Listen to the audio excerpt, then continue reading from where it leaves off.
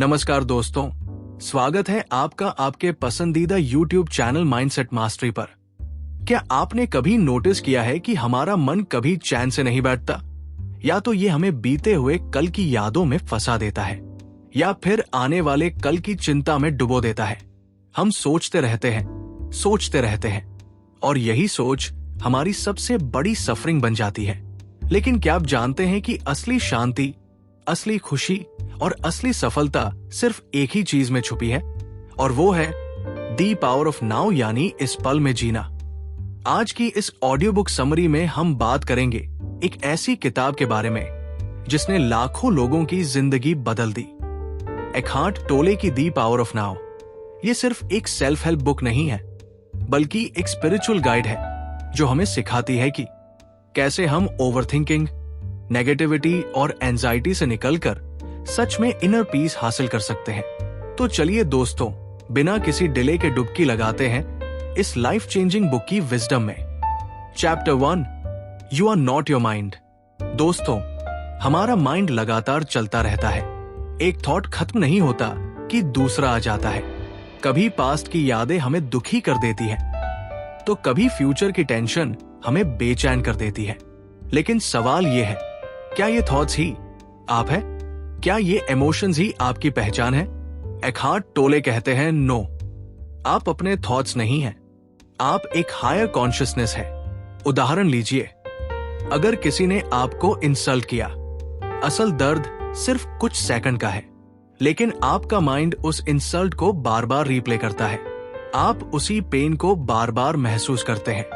यानी असली suffering insult से नहीं, माइंड की आदत से आती है। सॉल्यूशन क्या है?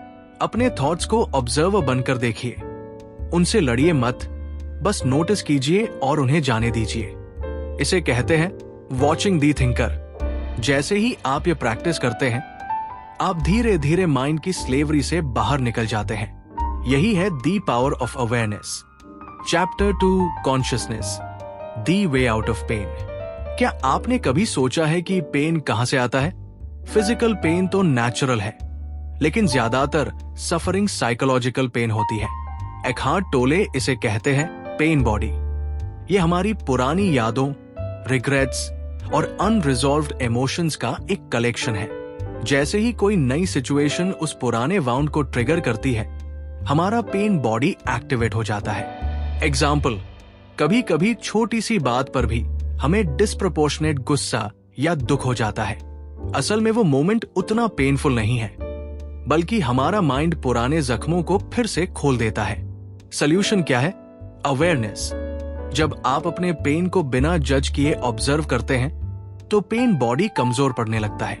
याद रखिए, पेन बॉडी तभी जिंदा रहता है जब आप उससे आइडेंटिफाई करते हैं। जैसे ही आप उसे विटनेस करना शुरू करते हैं, उसकी पकड़ खत्म हो जाती है। Chapter 3, moving deep into the now. अब सवाल आता है, हमें सच्ची शांति कहां मिलेगी? क्या वो फ्यूचर में छुपी है? क्या वह किसी सक्सेस, जॉब या रिलेशनशिप से मिलेगी? आंसर है नो। ट्रू पीस और ट्रू हैप्पीनेस सिर्फ इसी पल में है। लेकिन हमारा माइंड हमें अब में जीने नहीं देता। वह या तो पास्ट में जाता है या फ्यूचर की एंजाइटी में। एग्जाम्पल, आप सनसेट देख रहे हैं, लेकिन माइंड किसी आर्ग्यूमेंट के बारे में सोच रहा है। नतीजा, आप उस ब्यूटी को महसूस ही नहीं कर पाए। दी पावर ऑफ नाउ हमें सिखाती है, हर पल को पूरी अवेयरनेस के साथ जियो। किसी काम को करो तो उसमें पूरी तरह डूब जाओ। किसी से बात करो तो पूरे प्रेजेंट मोमेंट में रहो। यही है deep into the now. Chapter 4, the state of presence. Presence एक ऐसी अवस्था है जहां माइंड शांत हो जाता है। यह मेडिटेशन का नाम नहीं, बल्कि एक नेचुरल स्टेट है। एग्जाम्पल, जब आप डांस, म्यूजिक या किसी क्रिएटिव एक्टिविटी में पूरी तरह डूब जाते हैं, तो उस वक्त माइंड साइलेंट हो जाता है। ना पास्ट, ना फ्यूचर, सिर्फ प्योर प्रेजेंस। प्रेजेंस में रहते हुए स्ट्रेस, एंजाइटी और फियर ऑटोमेटिकली डिसॉल्व हो जाते हैं, क्योंकि ये इमोशंस सिर्फ पास्ट और फ्यूचर से जुड़े हैं। Chapter 5, enlightened relationships. दोस्तों, क्या आपने गौर किया है कि रिलेशनशिप्स में सबसे ज्यादा पेन क्यों होता है? क्योंकि हम अपने पार्टनर से एक्सपेक्टेशंस रखते हैं कि वे हमें खुश करेंगे। लेकिन यही डिपेंडेंसी सफरिंग लाती है। एकहार्ट टोले कहते हैं, ट्रू लव तभी पॉसिबल है जब आप पूरी तरह प्रेजेंट हो, जब आप अपने पार्टनर को बिना जजमेंट, बिना एक्सपेक्टेशन एक्सेप्ट करें। एक एनलाइटेंड रिलेशनशिप दो माइंड्स के बीच नहीं, बल्कि दो सोल्स के बीच कनेक्शन है। Chapter 6, the meaning of surrender. हमारी सफरिंग की सबसे बड़ी वजह है रेजिस्टेंस। जब चीजें हमारे हिसाब से नहीं होती तो हम स्ट्रगल करने लगते हैं, लेकिन सच्ची शांति तब मिलती है जब हम सरेंडर करना सीखते हैं। सरेंडर का मतलब हार मानना नहीं है, इसका मतलब है लाइफ को वैसे एक्सेप्ट करना जैसा वह इस मोमेंट में है। नेचर इसका बेस्ट एग्जाम्पल है। नदी कभी ये डिसाइड नहीं करती कि उसे किस दिशा में बहना है। हवा कभी नहीं सोचती कि कितनी स्पीड से चलना है। सब कुछ एफर्टलेसली फ्लो करता है। जब हम भी उसी फ्लो में जीना सीख जाते हैं तो हमारी लाइफ एफर्टलेस और पीसफुल हो जाती है।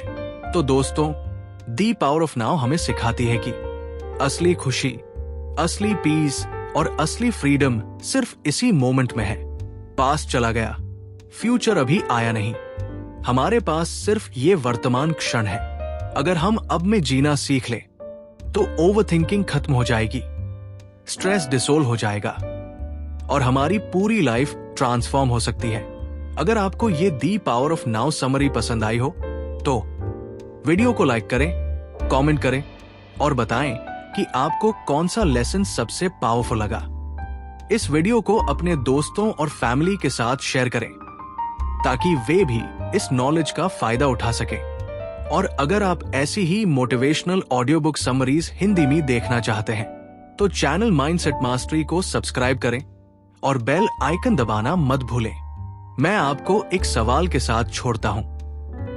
अगर इस पल में कोई रिग्रेट, कोई चिंता और कोई डर न हो तो आपकी जिंदगी कैसे लगेगी? इसे महसूस कीजिए, इसे जिए, क्योंकि यही है दी पावर ऑफ नाउ।